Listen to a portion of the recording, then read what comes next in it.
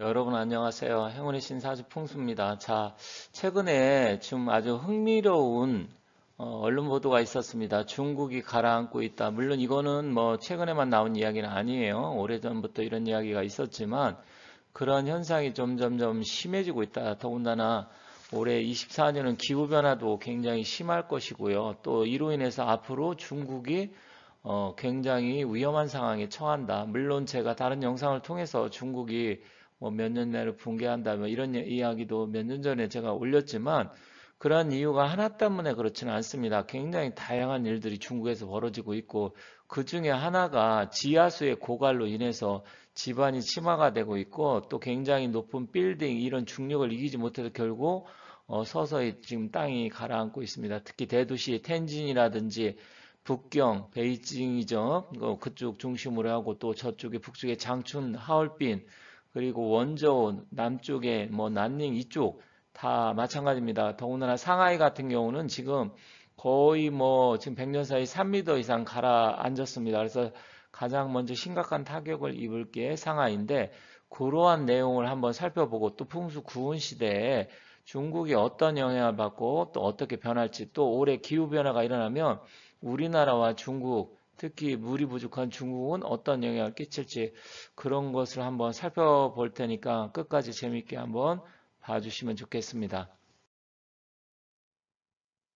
지금 외국 언론뿐만 아니라 우리나라의 언론에서도 상당히 많이 지금 나오고 있습니다. 이대로 가면 다 죽는다. 중국 대도시 절반이 가라앉고 있다. 물론 저는 몇 년 전서부터 중국은 붕괴를 한다. 물론 여러 가지 요인이 있습니다. 붕괴라는 게 뭐 나라 자체가 금방 망한다 이런 의미보다는 중국의 기운이 다해가고 그로 인해서 점점 쇠퇴의 길로 접어들고 결국 중국의 역사라든지 또 여러 가지 자연적인 풍수적인 기운 이런 걸 놓고 봤을 때 중국이 과거처럼 폭발적으로 성장하기는 힘들고 점점점 쇠퇴의 길로 가면서 좀 붕괴 수준으로 간다. 이런 이야기를 한 것이죠. 그런데 그런 게 한두 가지 원인 때문에 그런 건 아닙니다. 굉장히 다양한 이유가 있는데 그 중에 하나가 지금 중국의 대도시 절반이 지금 가라앉고 있다고 합니다. 이건 사실 엄청난 일입니다. 뭐 1년에 뭐 몇 미리씩 가라앉는데 뭐 그게 뭐 그렇게 대수롭냐? 그런데 사실 그게 평균적으로 그렇게 나와서 그런 거지 굉장히 중요한 겁니다. 왜냐면 그 집안 침하가 된다는 것은 더 이상 도시의 기능을 할 수 없다. 이렇게 볼 수 있어요. 그래서 지금 중국의 82개 대도시를 분석을 했고요. 근데 100년 이내에 중국 영토의 26% 그러면 4분의 1이잖아요. 이게 해수면 아래로 내려간다고 합니다. 4분의 1이면 엄청난 거잖아요. 그런데다가 지금 현재 중국의 대도시 거의 절반이 지금 심각한 수준으로 가고 있습니다. 그런데 이 집안 침하가 몇 가지 이유가 있는데 그 중에 하나가 바로 지하수를 굉장히 뺐음으로 인해서 그로 인해서 문제가 발생되고 있고 또한 지금 엄청난 큰 규모의 건물들을 짓다 보니까 이 건물의 무게를 견디지 못하고 점점점 집안 침하가 일어나고 있는데 그 결정적인 원인은 지하수 때문에 그렇다. 결국 물 부족 때문에 그렇다는 겁니다. 그래서 물의 중요성을 다시 한번 살펴보도록 하겠습니다. 그런데 올해 들어서 이 자연적인 현상, 자연으로 인해서 어떤 기후변화, 이런 게 올해는 좀 더 강하리라고 생각합니다. 그 중에 하나가 이 엘니뇨 현상이 물러나면서 라니냐 현상이 올해는 심화된다고 합니다. 그러면 엘니뇨와 라니냐 많이 들어보셨을 텐데, 잠깐 그게 어떤 차이점이 있는지 한번 알아보도록 하겠습니다. 자, 엘니뇨란 무역풍의 약화 때문에 동태평양 적도 부근 해수면 온도가 평년보다 0.5도씨 이상 높은 상태가 5개월 이상 지속되면 이때는 엘니뇨라고 하는데 동태평양 적도 부근이 어디냐? 그러니까 우리나라도 태평양에 소속되어 있잖아요. 그럼 동쪽이니까 아메리카 대륙 적도 부근이니까 이제 페루 이 정도를 기준으로 합니다. 그쪽에 있는 해수면 온도에 따라서 결정되는 거예요. 그런데 라니냐는 뭐냐? 이 동태평양 해수면 온도가 5개월 이상 평년보다 0.5도씨 이상 낮은 경우 그때는 라니냐라고 합니다. 그러면 우리나라한테는 어떤 영향을 끼치고 또 중국한테는 어떤 영향을 끼치는지 그러한 부분을 한번 살펴보도록 하겠습니다. 지금 올해 들어와서 기후변화가 상당히 심할 것으로 예상되고 있고요. 특히 여름철 기온이 원래 엘니뇨 때는 조금 약간 냉하로 해서 좀 선선한 여름이 되고요. 라니냐가 시작되면 굉장히 덥습니다. 그래서 맹서라고 하죠. 굉장히 더운 여름. 그래서 올해는 라니냐가 기승을 부릴 걸 예상돼서 굉장히 더울 것이다. 그리고 겨울은 반대로 엄청 추울 것이다. 이렇게 되는데 사실 뭐 중국과 우리나라 뭐 약간 떨어져 있긴 하지만 굉장히 가까운 나라잖아요. 그러면 여름이 덥다. 그럼 태풍도 많이 올 가능성도 있고요. 그렇게 되면 우리나라도 태풍의 길목에 있지만 중국도 보면 주로 이제 상하이나 이남 이제 광동성이라든지 저장성 그리고 상하이, 선전 이런 쪽 또 하이난도 이런 쪽이 남동 쪽에 있잖아요. 그러면 그쪽도 태풍의 길목입니다. 그런데 상하이 같은 경우는 지금 지반 침하도 심화가 되고 있는데 이게 만약에 태풍이라든지 비가 많이 온다? 그러면 엄청난 또 중국의 타격을 입을 수 있습니다. 그래서 그러한 현상이 올해 일어날 가능성이 크다 이렇게 보여지고 있는 것입니다. 여기 사진은 중국의 도로가 싱크홀이 생겨가지고 주저앉아서 차가 빠진 겁니다. 이거는 언론에 몇 번 보도된 사진인데 이게 뭐냐 집안 치마가 우리나라도 가끔씩 이런 싱크홀이 생기는데 이게 원인이 정확하지는 않지만 주로 이제 보도에 의하면 지하수, 그러니까 물이 땅 속에 어느 정도 있어야 집안을 좀 막아주는데 물을 다 뺐으면 빈 공간이 생기잖아요. 그로 인해서 땅이 꺼지는 것을 싱크홀이라고 하는데 중국은 그게 엄청 심하다라는 거죠. 그래서 오른쪽 하단에 보면 상해 사진이 있는데 지금 중국 최대 최고의 도시인 상하이가 매년 가라앉고 있다고 합니다. 전문가들에 의하면 1921년부터 해서 95년까지 70여 년 동안 상하이가 벌써 1.8m나 가라앉았고요. 그리고 지금은 그게 심해져서 매년 거의 뭐 2cm 이상 가라앉고 있다고 합니다. 그러면 10년이면 뭐 20cm에서 30, 아니 20cm에서 30cm죠. 그러면 뭐 30년만 돼도 1m 정도가 가라앉게 되면 1m라는 건 상당한 건데 여기서 이건 평균으로 나타내는 것이기 때문에 어떤 데는 뭐 2, 3cm가 아니라 뭐 10cm씩 이렇게 가라앉는 곳도 있고요. 그렇게 되면 빌딩이 틀어지게 되고 교각도 어떻게 됩니까? 틀어지고 지진이 일어난 것처럼 불균형이 생기면 어떻게 돼요? 다 무너지게 되잖아요. 그래서 이게 사실 심각한 겁니다. 특히 건물이나 교각 같은 경우는 이게 모든 구조 역학에 의해서 어떤 기준에 의해서 평평한 것을 기준으로 해서 건물을 짓고 건축을 하는 건데 그게 틀어져 버리면 지진 난 거랑 똑같잖아요. 그리고 집안이 약하게 되면 지하수가 이제 빠져나가고 가라앉게 되고 그리고 해수면이 높아지면 물에 잠기게 되고 이거 보통 심각한 문제가 아니에요. 그래서 중국은 정말로 정신을 차려야 되는데 물론 뭐 중국의 인구가 워낙 많고 또 다른 나라 침략할 수도 없는 상황이겠지만 이런 거 하나하나가 중국을 지금 옥죄가고 있고 중국이 아무튼 저주받은 땅이다. 그리고 그걸 모르고 기고만장해가지고 여러 나라에 지금 우리나라뿐만 아니라 우리나라도 내정 간섭뿐만 아니라 이상한 짓거리들을 많이 하고 있는데 중국이 지금 사실은 좀 망해야 전 세계가 평화롭다. 저는 이렇게 생각을 하고 있습니다.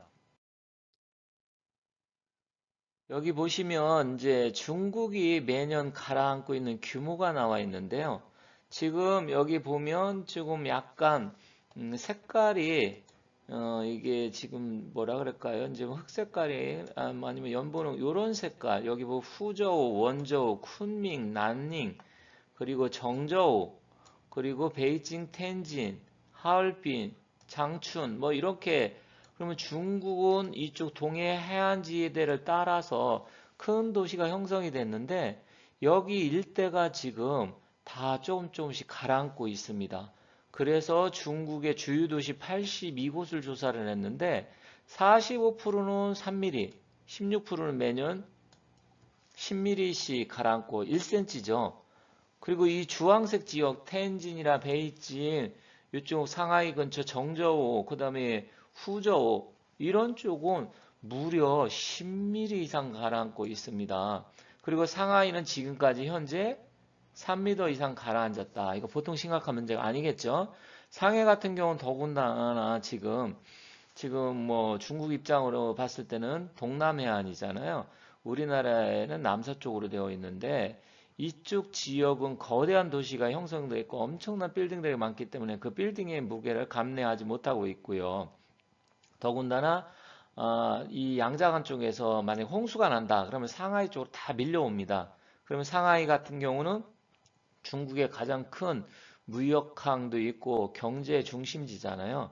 그럼 상해가 망한다? 물론 망하지는 않겠지만 점점 금방 망하지는 않겠지만 2, 30년 안으로 충분히 폭망 수준으로 갈 수 있다. 이렇게 보여지는 거죠. 그러면 중국의 경제에 심각한 타격이 올 수 있다. 중국이 여러 가지로 버티기 힘든 상황이 오고 있다. 이렇게 보여지는 겁니다. 그런데 이러한 심각한 문제가 왜 그러냐면 여기 오른쪽 그림은 대수층이라 그래서 전 세계 지도를 놓고 봤을 때 이 파란색은 이제 땅 속에 지하수가 물이 많은 지역입니다. 그렇게 따진다고 하면 지금 보면 유럽 쪽이나 아프리카, 남아메리카 이런 쪽 같은 경우는 물이 좀 상당히 좀 많아요. 많은데 사실 중국 같은 경우는 이게 굉장히 약합니다. 그래서 대수층은 뭐냐? 여기 또 왼쪽 상단의 그림을 보면 땅 속에 보면 호수라든지 강 이런 하천이 있고 땅 속에 또 물이 지하수가 많이 있어요. 여기 영어로는 뭐 워키퍼라고 적혀 있네요. 워키퍼라고 적혀 있는데 이걸 대수층이라고 해서 그러니까 물이 띠를 이루고 있다. 이게 이제 대수층입니다. 그래서 물이 엄청나게 많은데 뭐 지층으로 모래나 자갈, 점토 이런 것 쪽으로 이제 구성이 되면서 그 사이사이에 지하수가 굉장히 많이 발달되어 있는데 이것을 다 뽑았었기 때문에 그러면 이걸 뽑았으면 어떻게 됩니까?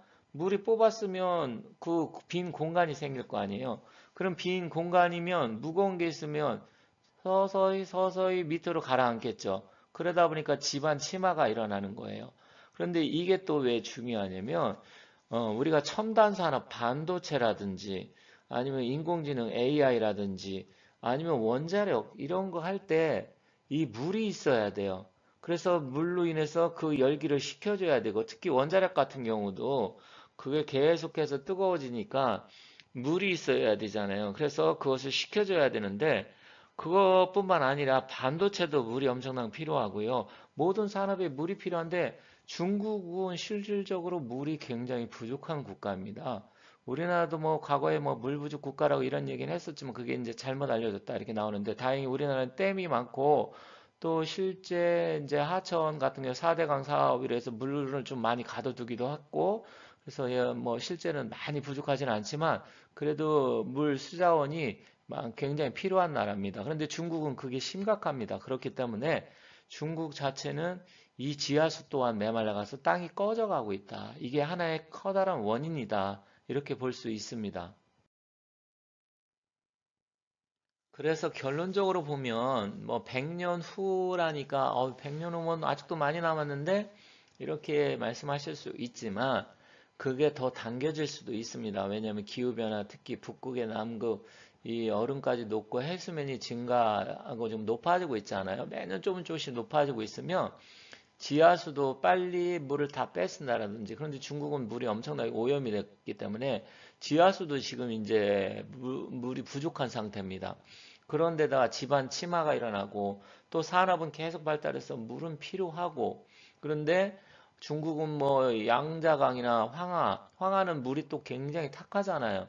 양자강은 비가 엄청나게 올 때는 또 대홍수도 나기도 하고 부족할 때는 또 가뭄도 들고 그래서 이 우리의 이웃 나라인 중국이 이렇게 되면 우리 한반도에도 영향을 좀 미치는데 좀 안타까운 부분이긴 하지만 어쨌든 중국 자체가 이런 부분이 있다. 그게 우리나라에도 영향을 미칠 수가 충분히 있다. 그래서 우리나라도 물 같은 경우 관리를 철저히 잘해야 되고 사실은 우리나라도 댐을 한 두세 개는 더 건설을 해야 된다. 저는 이렇게 생각을 하고 있습니다. 옛날에 박정희 전두환 대통령 당시 그때까지 하고 거의 뭐 이제 댐을 만들지 않았어요. 하도 환경단체에서 난리를 피고 지랄들을 떨기 때문에 그랬는데 실질적으로 우리나라도 댐이 좀 두세 개는 더 건설을 해야 된다. 그리고 물 관리를 잘해야 된다. 이렇게 말씀드리면서 중국이 이 또한 망해가고 있다. 말씀드리면서 마치도록 하겠습니다. 지금까지 시청해 주셔서 감사합니다.